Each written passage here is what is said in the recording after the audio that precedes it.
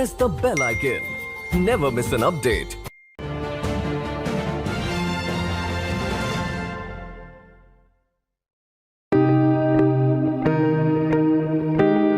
नमस्कार। जापान में आपका बहुत बहुत स्वागत है। जी बहुत धन्यवाद है, आपका भी अभिनंदन है। तो सुबह से आप बिजनेस मीटिंग कर रहे हैं, आपको क्या लगता है कि मध्य प्रदेश के लिए कौन सा बिजनेस सबसे अच्छा रहेगा? देखिए, मध्य प्रदेश में अगर कोई एक सीमा में कोई बात करेंगे तो वो अन्याय हो जाएगा। मुझे इस बात का संतोष है कि मध्य प्रदेश में जितने प्रकार की संभावना, उस सब संभावनाओं पे हम जहाँ भी बात करते हैं, जिसमें जहाँ यहाँ आने के पहले यूके गया, जर्मनी गया हूँ, या देश के भी बाकी राज्यों में हम अपने रोड शो करके आए, हर जगह हर प्रकार के लोग हर क्षेत्र में काम करने वाले मिले। और मध्य प्रदेश वो प्रदेश है जिसमें सभी क्षेत्रों में समान रूप से अवसर है। और खास करके जापान के संदर्भ में अगर कहें तो जापान की अपनी कुछ अच्छाइयाँ भी है, लेकिन जापान की अपनी कुछ कठिनाइयाँ भी। मध्य प्रदेश के संदर्भ में भी यही बात आती है। हाँ जी। तो परस्पर एक दूसरे के पूरक होकर हम क्या क्या किस किस क्षेत्र में लाभ ले सकते हैं, और अब समय की दरकार है किसी पे काम करना चाहिए।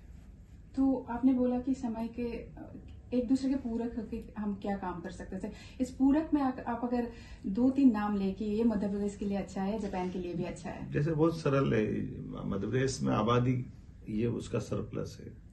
मध्य प्रदेश में बौद्धिक क्षमता वाले लोग ये उसका सरप्लस है। जापान के पास धन है लेकिन लोग नहीं है। जापान में इंडस्ट्री है पर लेबर नहीं है। जापान में खेत है पर काम करने वाले नहीं है। तो ये जो हम एक दूसरे की कमियां हैं, जिससे हम एक दूसरे के साथ आके मजबूती चल सकती है। जापान की कठिनाई ये भी है कि जापान के पास में जो उसके पार्टनर हैं, अतीत के काल से लेकर वर्तमान के काल तक अब जापान को अपने नए पार्टनर वैश्विक संदर्भ में ढूंढने की जरूरत भी पड़ेगी। तो कुछ बातें मैं उल्लेखित कर सकता हूँ, कुछ अउल्लेखित भी है। तो ये समय के साथ जापान को अपने भविष्य को लेकर के प्लान बनाने का भी सही समय है, जिसको हमारे प्रधानमंत्री जी बहुत अच्छे से कहते हैं, यही समय है, सही समय। तो आपका ये जो यात्रा है जापान का, इसमें बिजनेस के अलावा आपको क्या लगता है और क्या ले सकते हैं जापान से हम? अभी तो हम एक ही क्षेत्र में आए हैं कि हमारे पास बिजनेस से मतलब केवल आर्थिक लेन देन नहीं, हमारी बौद्धिक क्षमता का भी बड़ा उपयोग कर सकते हैं। हाँ। तो मध्य प्रदेश के विकास के संदर्भ में बात कर रहा हूं तो ये हम समग्र रूप से सोच के आए। और इससे भी बढ़कर एक और बात है कि हम अपने राज्य की आवश्यकताओं को लेकर जहां भी जा रहे हैं तो हम हर जगह कुछ पाना ही ऐसा नहीं है, यहाँ का अनुभव पाना ये भी हमारे काम का आता है। हमारे राज्य के बाहर जा करके एक उन्नतशील राष्ट्र के अंदर घूम करके हम अगर अपने लिए कुछ अच्छा पाएंगे तो अच्छी बात है। अदरवाइज हम अपने इन भावनाओं के आधार पर भी और कई सारे अनुभवों को संकलित करके ले जा रहे हैं। वहां से सीख बहुत सारी भी जा सकते हैं, जैसे समय की पाबंदी है, कामों की गुणवत्ता है, अपने देश के प्रति देश का अपना प्रेम उनका झलकता है।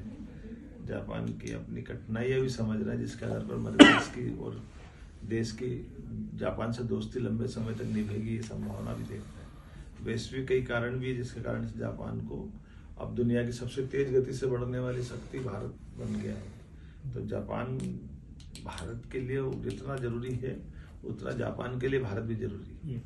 तो आपने बोला कि अनुभव पाना भी बहुत बड़ी बात है, तो ये 2 दिन में जो अनुभव है जापान का वो कैसा है आपका?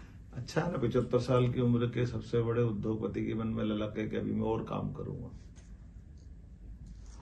जापान जैसे धनी देश में सबसे धनी आदमी वो बिजनेस करने की बात कर रहा है, इससे बड़ी सीखने वाली बात भी क्या हो सकती है। मुझे इस बात की भी प्रसन्नता है कि जहाँ जिस समय जिस पॉलिटिशियन के पास गया उनने भी गंभीरता के साथ हमारी बात को सुना है, और उतनी गंभीरता से उनने हमारी बातों के लिए हमको भी माना है कि आप भी इस दौरे को गंभीरता के साथ आए। ये उनको भी समाधानकारी रहा है, उनके लिए भी संतोषकारी रहा है। तो हमारे समय का सदुपयोग हम करें।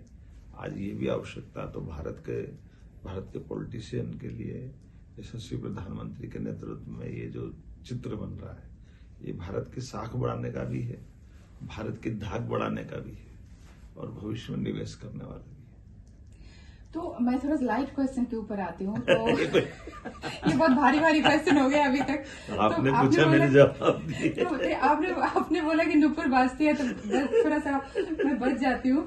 तो मतलब बिजनेस के अलावा आपने यहाँ पे खाना वाना खाया जापानीज?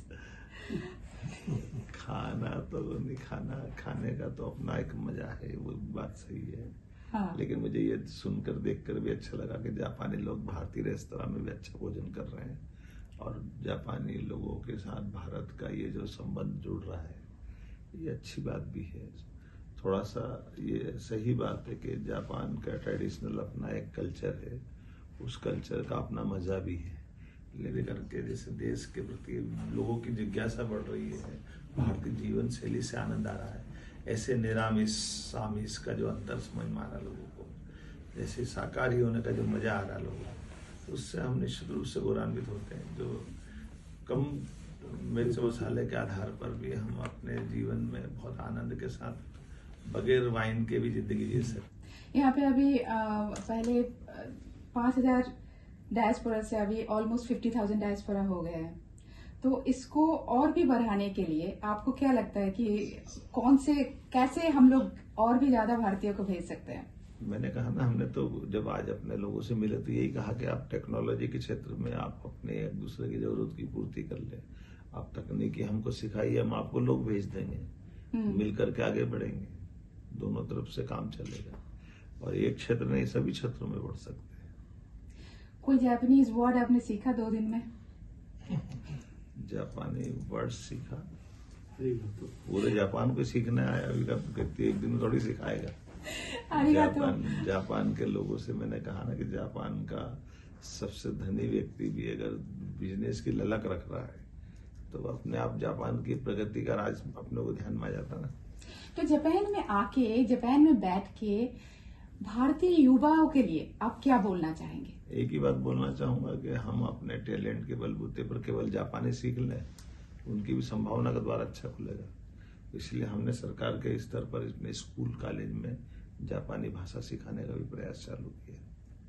और लास्ट क्वेश्चन कि 50,000 ऑलमोस्ट डायस्पोरा है, उनके लिए आप मतलब हमारे चैनल के द्वारा क्या बोलना चाहेंगे, क्या मैसेज? जहां भी रहो मस्त रहो, स्वस्थ रहो, और उस देश के प्रति वफादार रहो, तो भविष्य अच्छा है। ये भारतीय सदैव से करते आए। भारतीय जहां भी कहीं जाते हैं तो दूध में शक्कर की तरह घुल मिल जाते हैं, ये उनकी विशेषता है। और इसीलिए जहां रहते हैं वहां भारतीयों की तादाद भी बढ़ती है, और भारतीय लोगों को बुलाने के लोगों की भूख भी बढ़ती है। और वो भूख उनको हमेशा अपनी उस प्रतिबद्धता को दोहराती है कि उनके कारण से कभी समस्या खड़ी नहीं होती है। उन्होंने जहां भी गए वहां अपनी पहचान भी बनाई, और वहां के जिस देश में गए उस देशवासियों के साथ सदैव मददगार रहे, सदैव उनको हिम्मत बढ़ाने वाले रहे।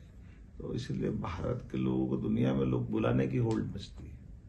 भारत के लोगों से कोई घृणा नहीं कर सकता है, क्योंकि भारत के लोग उस वेद वाक्य को जानते हैं जो सर्वे भवन्तु सुखिनः सर्वे सन्तु निरामया। जब हम सबके भले की बात करते हैं तो हर जगह हमारी भूमिका अच्छी हो जाती है। बहुत बहुत धन्यवाद आपके टाइम के लिए, आपके समय के लिए।